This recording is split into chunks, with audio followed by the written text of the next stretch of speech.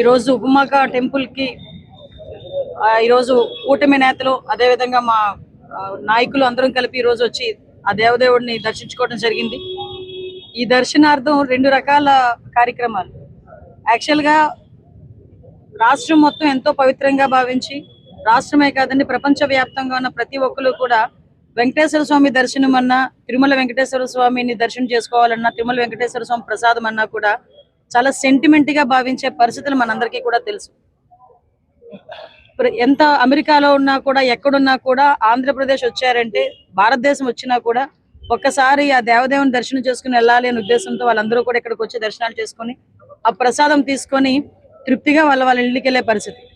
కానీ ఈ రోజు పరిస్థితి ఏమైపోయిందంటే, వైఎస్ఆర్సీపీ నాయకుల పరిస్థితి, దేవుడు అంటే భయం లేదు, దేవుడు అంటే భక్తి లేదు, నమ్మకం లేదు, గౌరవం లేదు. ఏదైనా ఒక మనిషి మీద కానీ, దేవుడి మీద కానీ భక్తి అయినా ఉండాలి, గౌరవం అయినా ఉండాలి, భయం అయినా ఉండాలి.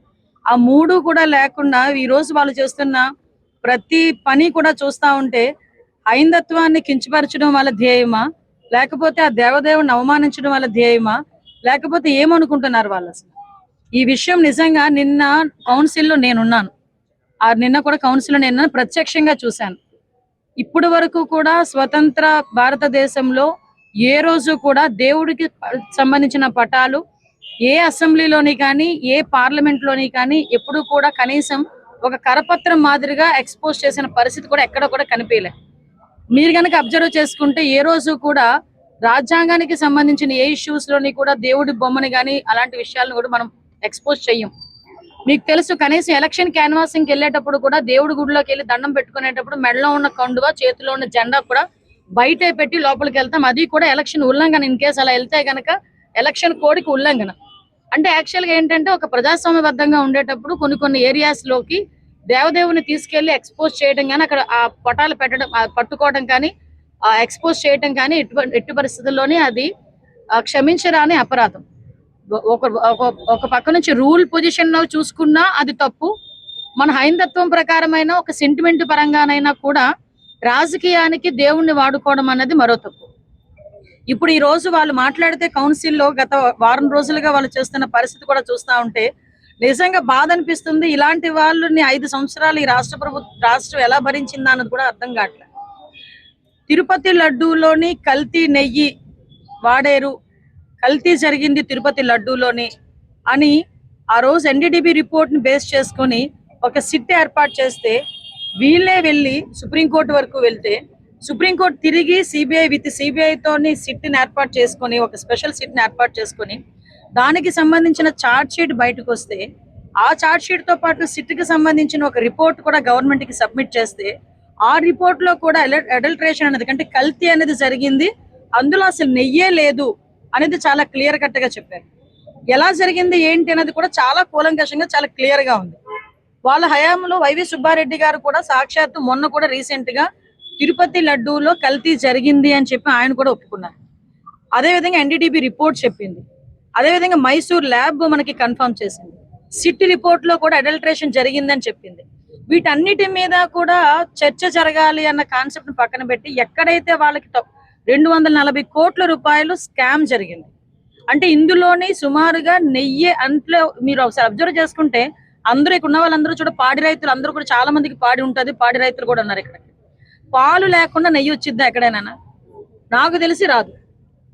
ఎంత పెద్ద టెక్నాలజీ ఉపయోగించినా, ఎంత పెద్ద హైటెక్ టెక్నాలజీ ఉపయోగించినా కూడా పాలు లేకుండా నెయ్యి ఎవరు కూడా తయారు చేయలేరు. పాలు ప్రొక్యూర్మెంటే అవసరం లేదని టెండర్ నోటిఫికేషన్ లో వాళ్ళు వేసి, కావాలని వాళ్ళకి సంబంధించిన కంపెనీలకు వాళ్ళు టెండర్ ఇచ్చుకొని దాని ద్వారా డబ్బులు లంచాలు తీసుకొని 250 కోట్లు లంచాలతోనే వాళ్ళు కుమ్మక్కైతే, ఈ రోజు అవన్నీ కూడా బయటకు వచ్చి ప్రజలు వాళ్ళని మొహాన్ని తిడుతున్నారని, వాళ్ళకి చెడ్డ పేరు వస్తుందని చెప్పి తిరిగి ఏదో రకంగా కన్వర్ట్ చేయడం అనేది, డైవర్ట్ చేయడం అనేది వీళ్ళకి బాగా అలవాటు, వెన్నతో పెట్టిన విద్య. మీకు తెలుసు, సొంత బాబాయిని చంపించేసి ముందంతా గుండెపోటు అని చెప్పి, తర్వాత వచ్చేసరికి గొడ్డలిపోటు అని, వాళ్ళు సునీతమ్మ వచ్చిన తర్వాత వాళ్ళ కూతురు వచ్చిన తర్వాత పోస్ట్ మార్టం చేయాలన్నప్పుడు గొడ్డలిపోటు అని చెప్పి నెక్స్ట్ డే సాక్షి పేపర్లో ఏమేశారండి, గొడ్డలు ఒక చేతిలోనేమో చంద్రబాబు నాయుడు గారు ఫోటో పెట్టి గొడ్డలు పెట్టి నారాసుర రక్త చరిత్ర అని రాశారు. ఆ రోజు కూడా అలాగే ప్రజల్ని మభ్యపెట్టడానికి ప్రయత్నం చేశారు. ఆ రోజు ఎలక్షన్ ముందు కూడా ఇలా జరిగితే చాలా మంది ప్రజలు కూడా నమ్మారు. అదే విధంగా కోడికత డ్రామా ఆడాడు. ఇవన్నీ కూడా ఏంటంటే ఒక డైవర్షన్ పాలిటిక్స్ చేస్తాడు. యాజ్ టీజ్ గా మళ్ళా ఇప్పుడు ఈ తిరుపతి లడ్డు వ్యవహారం వాళ్ళ మెడకు చుట్టుకుంటుంది. ప్రజలందరూ మనోభావాలు, హిందువుల మనోభావాలు, అందరి మనోభావాలు దెబ్బతింటున్నాయన్న సంగతి గ్రహించి ఈ రోజు మళ్ళా ఇందాపూర్ డైరీని, హెరిటేజ్ ని బయటకు తీసుకొచ్చి దాని మీద చర్చ జరగాలి అని చెప్పారు. దానికి కూడా రెడీ అన్నాం. అచ్చెన్నాయుడు గారు ఇందాపూర్ డైరీ దాని గురించి చర్చ జరుగుతుంది, కల్తీ లడ్డు గురించి కూడా చర్చ జరుగుతుంది. దేనికైనా మేము రెడీ అన్నాం. నేను కూడా రెడీ అని చెప్పి నేను కౌన్సిల్లో కూడా మేము చెప్పడం జరిగింది. మేమందరం కూడా రెడీ అన్నప్పటికీ కూడా అసలు ఏ ఉద్దేశంతో ఆ వెంకటేశ్వర స్వామి చిత్రపటాన్ని తీసుకురావడం ఒక ఎత్తు అయితే, మీ అందరికీ తెలుసు ఎవరైనా దేవుడి పటం తీసుకొస్తే చెప్పులు పక్కన తీసుకుని దేవుడి పటాన్ని మనం అందుకుంటాం. మళ్ళా దేవుడి పటాన్ని కళ్ళు కద్దుకుని వెనకాతలు ఎవరికైనా ఇచ్చుకోవడమా, లేదా మన ఇంట్లోకి జాగ్రత్తగా తీసుకెళ్లి కనీసం కాలు తగలడం చరికత కిందను కూడా పెట్టాం దేవుడి పటాన్ని. మన హైందవ సాంప్రదాయం ప్రకారం ప్రసాదం ఇచ్చినా కూడా పక్కన చెప్పులు ఇప్పి ప్రసాదం తీసుకుని తినిన తర్వాతన చెప్పులు వేసుకుంటారు. తినేటప్పుడు కూడా చెప్పులు వేసుకోరు. అది సంప్రదాయం. వీళ్ళు ఆ వెంకటేశ్వర స్వామి ప్లెకార్డ్ లా తయారు చేసి వెంకటేశ్వర స్వామి తీసుకురావటం ఒక తప్పు, చెప్పులు వేసుకొని తీసుకురావటం మహా అపచారం. అది అపచారమా కాదా అన్నది ప్రజలే గ్రహించాలి.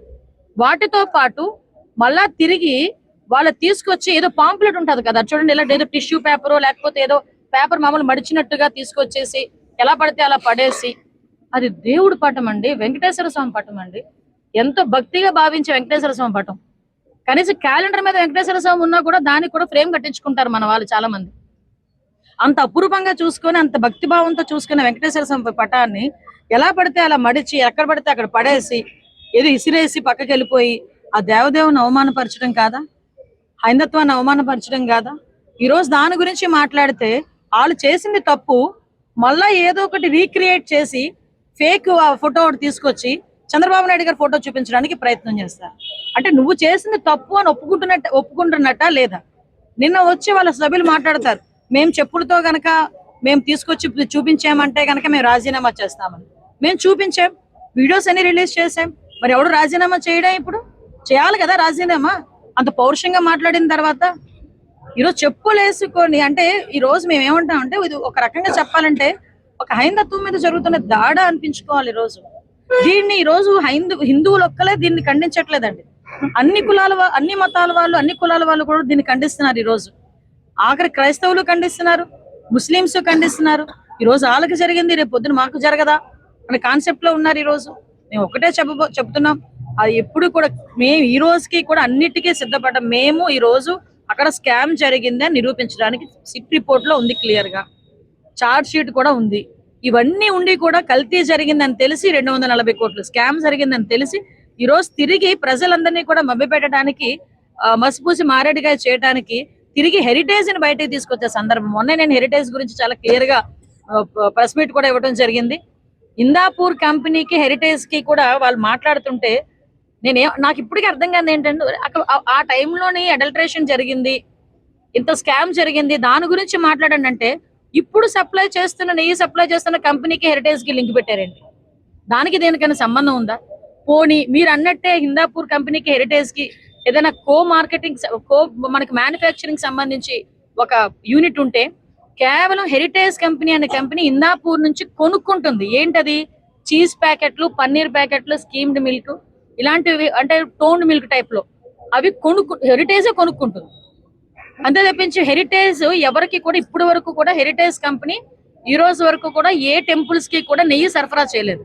ట్యాంకర్స్ నెయ్యి ఎప్పుడు కూడా ఎవరికి సరఫరా చేయలేదు. ట్యాంకర్ సరఫరా ఎప్పుడు చేయలేదు. ఓన్లీ కన్స్యూమర్ మార్కెటింగ్ మాత్రమే సెల్ఫ్ గా చేసుకుంటారు వాళ్ళు. అంటే ఇంత క్లీన్ షీట్ ఉన్న వాటిని కూడా తీసుకొచ్చి చంద్రబాబు నాయుడు గారిని ఇందులో ఏదో రకంగా దోషం చేసి నిలబెట్టాలని వాళ్ళు చేస్తున్న ప్రయత్నాన్ని నిజంగా దేవదేవుడే చూసుకుంటాడు. నిజంగా ఈరోజు చంద్రబాబు నాయుడు గారు అన్నట్టు ఈ రోజు అక్కడ దేవదేవుడికి జరిగిన అవమానం కింద మేము అందరం కూడా భావిస్తున్నాం. దీన్ని ప్రజలందరూ కూడా తీవ్రంగా ఖండించాలి. అందుకే మేము జనసేన పార్టీ, బీజేపీ పార్టీ అందరం కలిపి ఈ రోజు దీని మీద ప్రజలందరికీ కూడా తెలియజెప్పాలనే ఉద్దేశంతో ఈ ప్రెస్ మీట్ కూడా కండక్ట్ చేయడం జరిగింది.